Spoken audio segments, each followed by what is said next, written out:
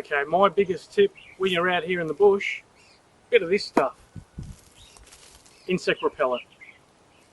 Get that all over you. Get that into you. You're not going to have any worries with fleas, lice. Not sure about leeches, mosquitoes, possibly spiders. A little bit up the socks, a little bit down the pants, all over the place. There we go, I'm ready. I smell horrible, but they're not going to get me. Let's go.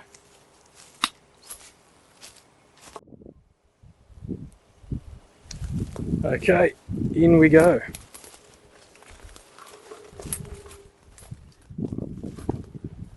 Alright, straight off the bat.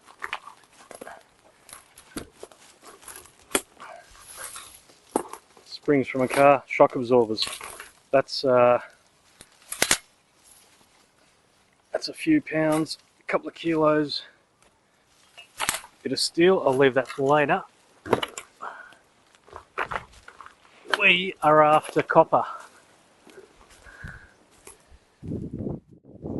Oh, there's a fridge, big old fridge. Rusty, can't haul that out. An old welding spool, nothing on there.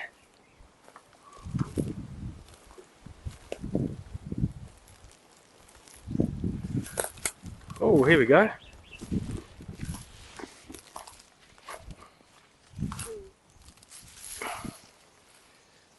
Bit of wire.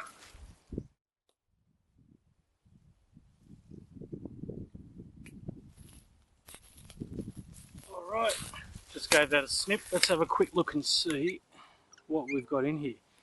Definitely looks like copper. Yeah, nice shiny copper there. It's a 3-core, but I think this is an aerial catenary wire. So what it means is it's reinforced to carry extra load and extra pressure. So we've got 2 copper cores there, beautiful, nice and clean. Strip them out, you get a couple of bucks a kilo for that. Let's see what's in the third one. I think the third one's going to be a steel core, a very irony, very hard to strip too by the looks of it.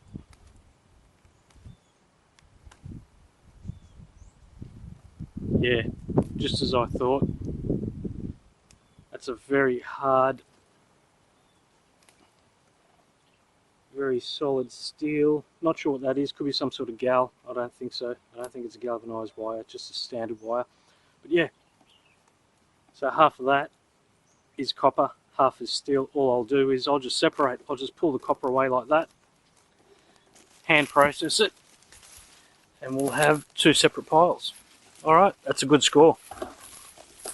That's a very good score. Hey, check this out, another score. Some very, very old copper wire. Let's have a look, give it a quick scrape. Yeah. That's nice and bright. That's the old stuff. That's the good pure stuff. No chance of finding steel in this stuff, but these thorny branches are killing me. Okay. Oh, check this out. That, my friend, looks like an old styrofoam tray for some bullets. So someone's been here with firearms. Okay. Good to know. Alright. Oh, no need for the cutters. This one just come out in a bundle. Yeah, it's the old fabric cloth with, I'm not sure what that base is. Some sort of plastic. Yeah, alright. Fair bit of weight in that. That looks pretty good. Good score. That'll be easy to strip. Strip that down to, just give you a look. Strip that down. That breaks away. There you have it.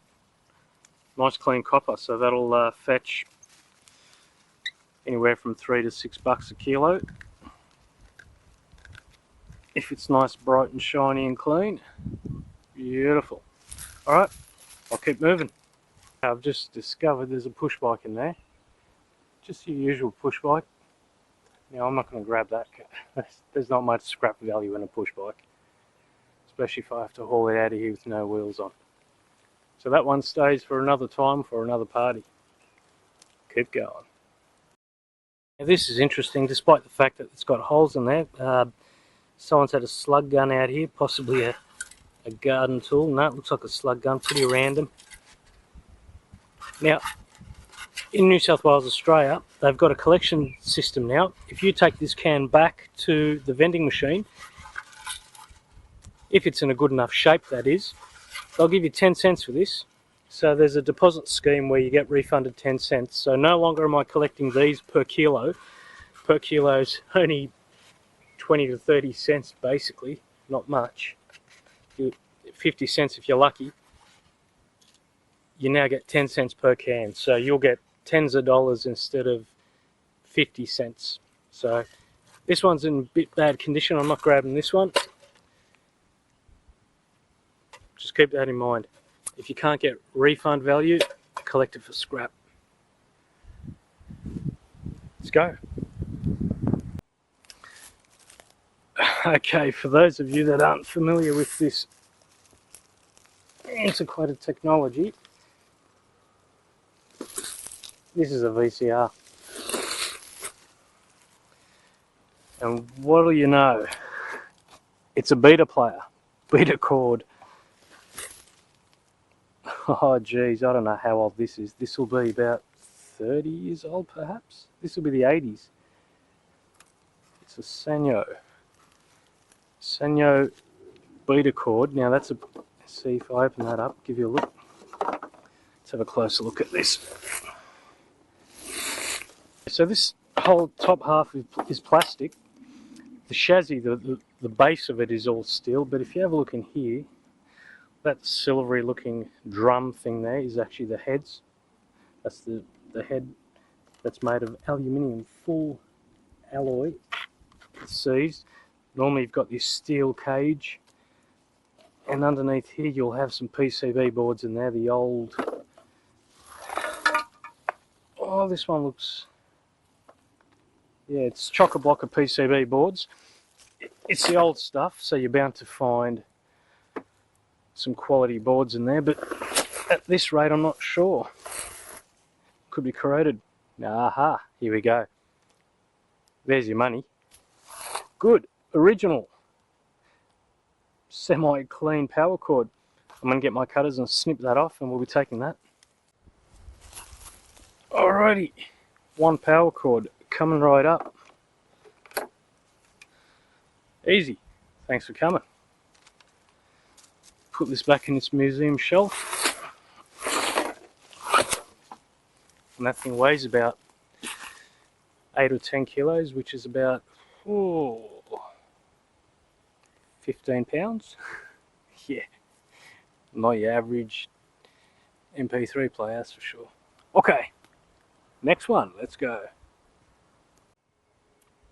Yeah, I've got to be really careful because the first time I come in here, I spooked something and it ran off, and it sounded really, really big and heavy. And I've noticed marks like this on trees where the bark's just been stripped off, where it's just been picked away at like that. Now that tells me there's deer, and I did set up a hunting camera on my other channel, on my Sob MacGyver channel, and I did capture the deer. So we've definitely got wildlife here, and you can see this one here. So what they do is they just mark the trees with their horns. They just strip off all this bark, just get in there with the tips of their horns. I'm not sure if they're actually working on their horns or working on their markings, but yeah, it's on all the trees. They all have them.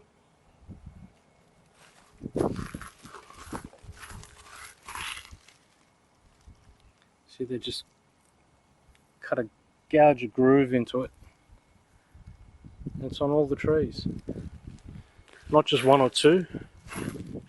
Virtually every single tree has a mark on it, so I've got to be careful. Alright, back to scrapping. Now I recognise this to be a number plate. DZ. That's from the 70s, early 70s, so that's a really early issue number plate. They're aluminium these days.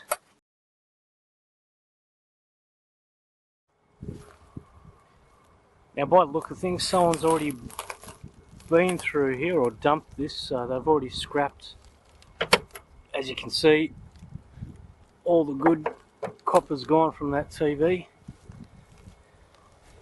There's some vacuum cleaners here, some empty vacuum cleaners, no copper content. So what they've done is they've removed the power cord reels and yeah, snipped it, taken the power cord and dumped all this stuff here. So we've got some TVs, vacuum cleaner, there's a monitor back there, right back there there's an old computer monitor. Now I doubt people are coming here to scrap, I think they're just dumping their remnants. Lovely. Time to check out the haul. What do we got? If I spent a lot of time I could have collected cans, but that wouldn't have got me too much yield. That would only get me about $1 or $2 if I tried hard enough all week. Now these springs, these are suspension springs. They're unused.